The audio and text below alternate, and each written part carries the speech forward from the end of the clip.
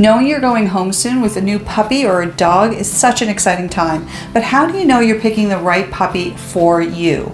In this video, we'll go through some of the things you should look for to hopefully pick the absolute perfect puppy from the pack. Hey, if you're new here, my name is Nicole with Pawdorable Finds, and I am obsessed with helping dogs and their owners live their best lives. And if you are new here, it would mean the world to me if you would hit the subscribe button. If you're not new here, you probably noticed, yes, I've got very short hair now. I've cut all my hair off. If you follow me on Instagram or TikTok, then you would have seen the transformation already. And if you haven't, what are you waiting for? So let's get back to the topic at hand, shall we? Picking a new puppy. There are a few different things that you really need to look at. Actually, there's only two, but we'll get into this in a little bit more detail next. The most obvious thing that you're going to want to look for in picking a puppy or a dog from a pack is their overall health, right? So right from head to, well, tail.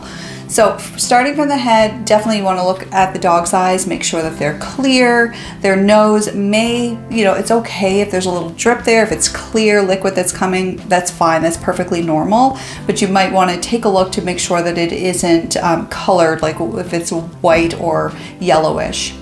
Also with the ears, if they have ears that flop over, that's usually particularly challenging to clean. So long as they're clean, free of debris, free of water, then there should be no issues. But if you notice that there's a bit of an odor coming from the ear, that could be indicative of an ear infection. Finally, if you're looking at a puppy, the top of the head, they might have a bit of a soft spot still if they're still really, really young, a few weeks old, up to 6-7 weeks old. But it shouldn't be any bigger than, say, a dime. Next, when you're taking a look at the dog, just sort of overall with their fur or hair, you want to make sure that there's no patches there, or if you can see their skin, it may be a little pink if you're dealing with a puppy, but you want to make sure that there isn't any sort of unusual rash or unusual coloration on their skin. That could be indicative of some sort of either allergy or other skin condition or something far more serious. Next, you're going to want to take note of the dog's stomach to make sure that it's not distended or protruding. If it is, that could be indicative of some larger issues. So for an older dog, that could mean bloat, which is a very serious condition, or for a puppy, it could be an umbilical ulcer. And then just kind of noticing overall the health of the dog. So as an example, if the dog is laying down or sitting, going to stand, are they having trouble or any mobility issues, trying to get into a stand position or to sit or to lay down? And are they limping when they walk? Your leg. My foot fell asleep. They might just have a little bit of an issue just momentarily, temporarily, but just really take a notice of the way that they walk overall. Of course, puppies are going to be adorably awkward when they walk, but we just want to make sure that there isn't something that's maybe more serious underneath. So now that you see that the dog is relatively healthy, we also want to make sure that we're checking for temperament. As I mentioned in a previous video, when you're choosing the best dog breed for you, you really want to take into account things like your lifestyle. That's really where this comes in, and to make sure that the dog's temperament matches your lifestyle as well as the purpose you have for the breed. Are you looking for your dog to be a working dog, a companion dog, etc.? There are 5 main categories of temperament when we're talking about dogs. So from one extreme to the other, first we would have our independent dogs. So these dogs are really like the one-person dog, right? So that's Jim's dog or Mary's dog.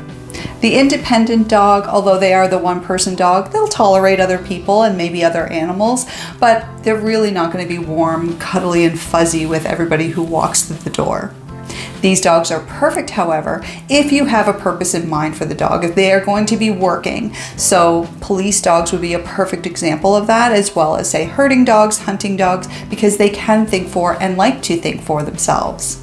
Next is the dog that displays a confident temperament. So these dogs are very much the leader of the pack. However, unlike the independent dog, they get along well with others. They can be a team player. They're fantastic with other people. They're not standoffish, but they can be independent-minded and they can think for themselves as well. Next, we have our happy-go-lucky dog. This is the dog that is so warm and welcoming to anybody who comes to your home, including a robber that with a little bit of a belly rub, they might even show them where the good jewelry is hidden. These dogs are full of life, full of energy, and may have the tendency to jump on other people and maybe by accident knock over small children just because they're so boisterous and full of life. Next, we would have our go with the flow dog, right? So this dog is really quite adaptable. They're similar to your happy-go-lucky dog, but maybe not quite so energetic and boisterous. They absolutely aim to please. They actually make fantastic therapy dogs as well. And finally, our shy dog. We all know people who are shy. So these dogs are very similar in personality type. So they may take a little bit longer to get comfortable in certain situations and around other people, dogs, loud noises, etc. And if you try to push them too quickly to get into overwhelming situations, then they may mistrust you. This sensitive dog just needs a little bit more patience, but they are fantastic dogs, especially if you're one who likes to maybe stay a little bit closer to home and maybe you feel the same way yourself. Now that we know the different temperament types, we can try to test for temperament. Now this isn't going to be foolproof because for puppies, usually temperament doesn't set in until 3 to 4 months in. And if we're looking at a dog or a puppy at a shelter with all of the stresses of living in a shelter, it may throw them off a little bit. So the temperament, just bear in mind, it may not be set in stone, but you can kind of get a bit of a sense of how your dog might react to different situations. There are a couple of tests you can do for independence. So one of them, for example, is you can cradle the dog in your arm as if you were cradling, say, a baby, right? And try to handle the dog, touch their paws, touch their belly. If the dog or the puppy is really wiggly and trying to get out of that situation, then that just shows that they're more independent. If the dog is quite happy and comfortable being there, then they may be a little bit more of your go with the flow dog. And also if they're just trying to lick your face and all of that, they just might be very happy-go-lucky. The shy dog may be a little bit uncomfortable going in your arm to begin with, but they'll settle in eventually. The second test you can do for independence is to take the puppy by just underneath their front paws and hold them in front of you. Just not too far from the ground though. We don't want to drop them or have an accident, especially if they get really wiggly, and look them in the eyes. You can tell with the shy dog, they're going to look away. They're probably going to divert their attention. With the independent dog, they're going to definitely want to get down from there. The happy-go-lucky dog might be just really excited to see you and still try to cuddle and lick you. And of course, your go with the flow dog will probably just say, yeah, this is cool too. A cool test you can do to test the sensitivity level of the dog is to drop your keys on the floor, not on the dog. Just to see what the reaction would be of the puppies or the dogs. You can tell if a dog is really not bothered by it. They may be far more independent and not very shy and not overly sensitive.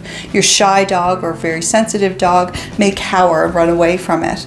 Your happy-go-lucky dog will probably jump on you. You can also notice how people-friendly a dog may be by noticing their reaction when somebody new enters a room. Are they going to cower in the corner? Do they even really pay much attention? Or are they going to run up and greet that person? And one bonus test for independence is if you're in a room with some dogs or puppies and then you decide to leave the room. This is where you can see what the reaction of the dogs are, of course, to the person leaving the room. Is the dog going to run and chase after you, whimpering and crying and looking for your attention? They may have some issues later on down the road with separation anxiety. They could be even your shy dog. A more independent dog, of course, probably wouldn't really pay much attention. They might notice you leaving, but it's really not going to wreck their world. It's really important to consider which temperament traits would best suit you and your lifestyle. Now, keep in mind, of course, that these temperament tests are really not meant for puppies that are under 7 weeks of age, and temperament usually doesn't set in till about 3 or 4 months. Finally, you might get inconsistent results from dogs in a shelter because of the stresses that they're under in a shelter. If you have the opportunity to go and visit the litter or the dogs in the shelter before you actually bring the dog home, that's fantastic. It's a really fun idea to even try some of these tests on your first visit and then on your second visit, just to see if there's consistency across the board. I hope you found this video really helpful, and if you did, please hit subscribe so you get more content like this. Thanks so much for watching and have an awesome day.